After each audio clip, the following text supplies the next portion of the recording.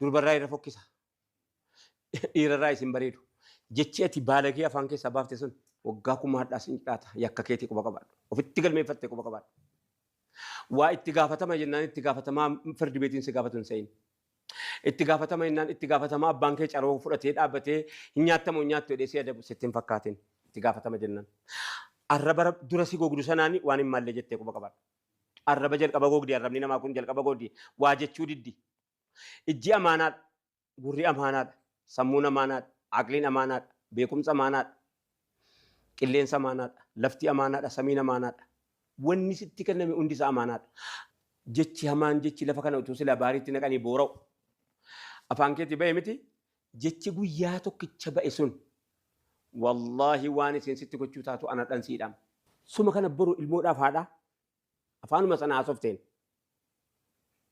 Amma ijoolleen kee gaafa ati hin jirre nu banattee imaamaa kee waan akkanaa jedhan jette tokkoffaa ilmoo haadhan taata. Innumti si haadha godhatu ilmoo isaatiif. Yoo waanuma akka keetii ta'e malee innumti ilmoo isaatiif haadha si godhatu dhiira akkamiiti ani hin beeku. Ani hin beeku. Haadhaaf abbaa keetii namni yoo sana booda kun namuma akkamiirraa dhalatte siin jedhaan jiruu ammaas taa'e. Nama sin abaarre jira yaa rabbi cufe kana makana.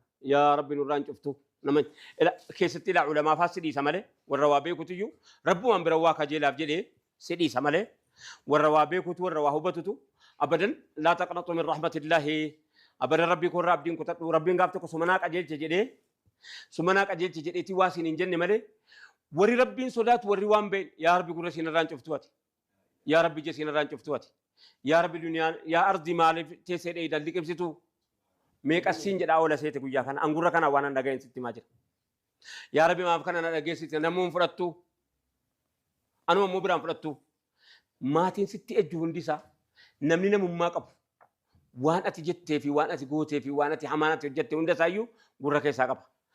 Addunyaan kun hundi si abaaraa deema. Isaan kun hadha jiranii fi sitti mul'achuu deemiti gaafa ati hin jirres akka kana.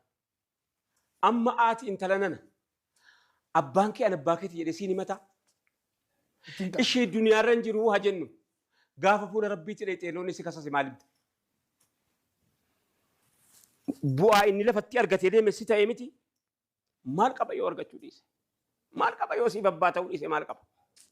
Salphachuurra maal qaba yoo siif abbaa ta'uu dhiise? Maal qaba namni yoo siif obboleettii ta'uu dhiise obboleessa ta'uu dhiise? Maal qaba namni yoo sii wajjiniin miseensa saba tokkoo ta'uu dhiise? Akkuma fedhe hundaa wajjiniin rahmata rabbi irraa muran. Akkuma kana hundaa wajjiniin immoo maaltu beeka rabbiin gaaf waan tokko haydi tokkitti dha jecha rabbiin si araarame. Qisasa banii Israa'el irratti dubartittii saree bishaan obaaftee jannata galte dhageessetta miti. Ish ati immoo yoo wana nama nyaachifteetta ta'a namnatti nyaachifte sun sareedhaa gadii miti. Yooti itti aansitee rabbiin sodaattee rabbitti amantee rabbitti deebite. Rabbiin kan kee isuma intarneetii irratti ati gadhiifte sana siin sarara zuuma. Rabbiin giidoo qaba.